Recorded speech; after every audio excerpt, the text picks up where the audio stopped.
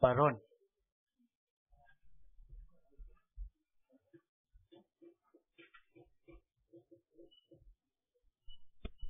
Senhor presidente, saúdo a todos que se encontram nessa casa. O Fernando falou em postura de governo, então se eu tiver tempo aqui, eu vou tentar fazer uma coisa que nós deveríamos ter feito quando da conclusão da CPI do transporte do idoso, naquela ocasião, que era ter lido o relatório paralelo. Mas com o recebimento desse parecer do promotor, eu me acho no dever de fazer esses esclarecimentos. Na ocasião da conclusão, eu fiz o relatório exclusivamente no que eu achava, não tive assessor de ninguém me assessorou. Então eu fiz o relatório, depois na minha conclusão, se o senhor me permite, presidente, eu vou fazer a lida da conclusão, mas antes disso já ressalto que, independente disso, o senhor tomou a decisão correta em mandar arquivar, porque não adianta remexer. Só que a gente tem que ver o que está errado para corrigir esses erros, independente de partido A ou B que tenha feito. Então vamos lá, minha conclusão foi isso.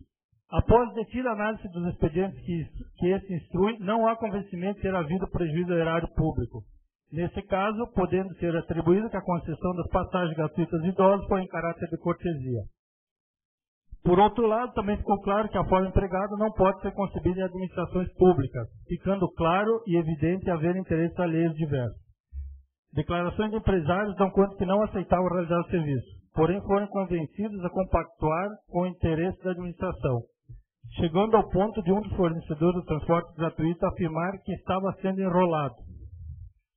Outros fatos obscuros foram detectados no decorrer da análise dos documentos acostados, entre os quais que todos os convênios realizados com o comércio dessa cidade que concedia benefícios aos idosos foram cautelosamente documentados e arquivados, exceto o transporte gratuito, que foi gerado em reuniões que jamais foram documentadas.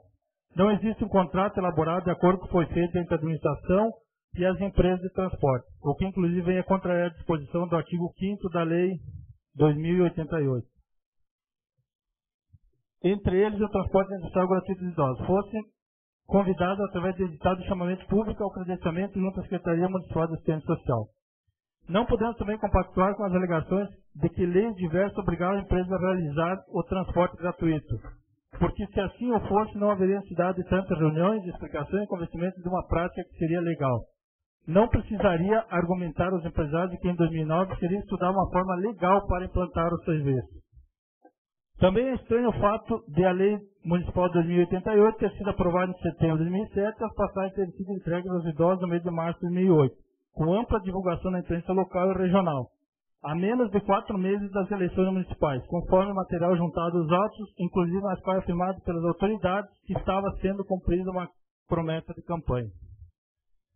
Diante de todo exposto, sugiro que o presente inquérito seja encaminhado ao representante do Ministério Público para conhecimento e medidas julgadas necessárias.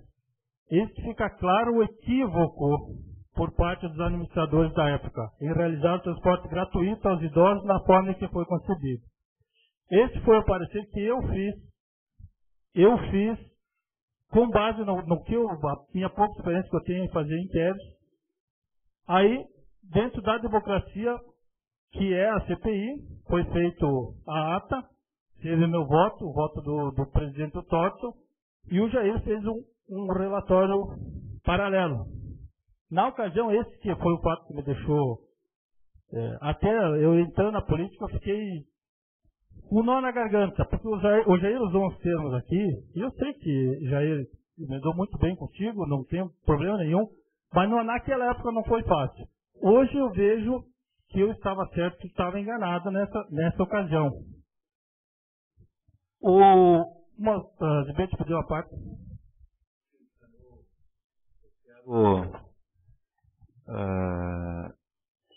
Te parabenizar pela iniciativa. Independente de quem vai favorecer ou não a CPI, foram feitas 3 na época, e me permite usar a tua frase, ficar com um nó na garganta. Que eu também fiquei, por ser relator de uma delas, onde o Zaparoli e o Miguel também faziam parte, nós nos reunimos várias vezes, nós nos deslocamos com dinheiro público, porque nós contratamos um táxi para ir lá no Cafundó, né? E confesso a vocês que o que eu vi me deixou muito chocado pelas condições subhumanas que aquelas pessoas, 2 ou 3 famílias viviam lá.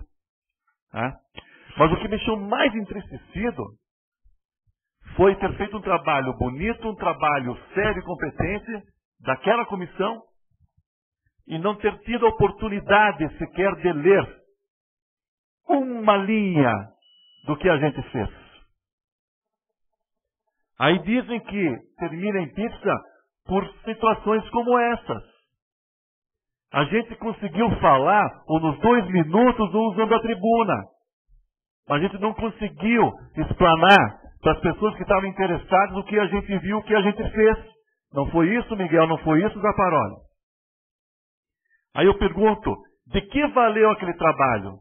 Aí eu pergunto, será que aquelas pessoas estão sendo assistidas? Como era o conteúdo daquele relatório que a gente tinha feito? Que praticamente a gente implorava por uma atenção para aquelas pessoas. Aí depois o trabalho do vereador não vale nada, como as pessoas falam por aí. Então essa é a minha indignação referente àquelas CPIs, Luciano. Muito obrigado pelo espaço. Obrigado, vereador. Só um minutinho. Miguel. Então, aqui, no relatório paralelo do Jair, eu sublinhei alguns itens, que foi extenso o relatório dele, e ele tem razão em uma série de pontos. Dentro do que ele falou aqui, fizemos inúmeros encontros, fatos, todos eles relatados nas atas e depoimentos estão anexos aos documentos nessa respectiva CPI.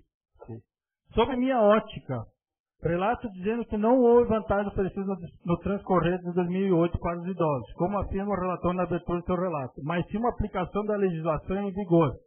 Isso, depois o promotor se refere no despacho dele. Apenas o cumprimento de uma legislação, sendo que a lei municipal foi aprovada por unanimidade pelos vereadores da época.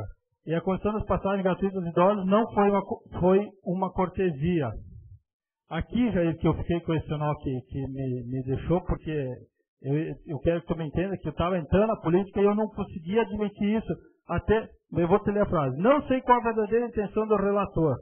Certamente preservar alguns interesses políticos da atual administração. Eu não consigo admitir isso. Esses dias eu fui parado na rua por era candidato a vereador da coligação da oposição de hoje. Baroni, tu que é do grupo deles. Eu não gosto desse termo de frase. Meu grupo é Carlos Barbosa. Eu defendo as ações boas do prefeito e critico as ruins. Então eu não tenho interesse. Esse relatório fui eu que fiz. Em nenhum momento, só para começar na CPI, eu pedi auxílio para a assessora jurídica, depois foi o nosso trabalho. Então, esse ponto aqui que eu fiquei, naquela ocasião, eu fiquei meio, como é que se diz, encucado. Pois o mesmo seu relatório não transcreveu parte dos depoimentos importantes, quando às vezes não era favorável ao grupo político que atualmente administra a prefeitura. Aqui o Jair refere a um trecho no depoimento, e aqui eu quis usar a minha experiência que eu tenho nos inquéritos lá, Jair. Por isso que eu tinha entendido uma coisa e eu estava procurando as coisas que vinham em contra do meu entendimento. Era um depoimento do Leocir, que tu botou aqui, e que eu não entendi necessário colocar. Certamente existem componentes políticos nessa afirmação. Não estamos interpretando de forma correta a função pública. Bem sabe o colega vereador relator que era a meta da administração de Irani Daniele, assim como foi promessa da atual administração, implantar o transporte coletivo urbano. Miguel, que é uma parte, depois eu concluo. Se quiser continuar, também tem espaço. Obrigado pela parte, Baroni, pelas colocações do Zibete, que eu como presidente daquela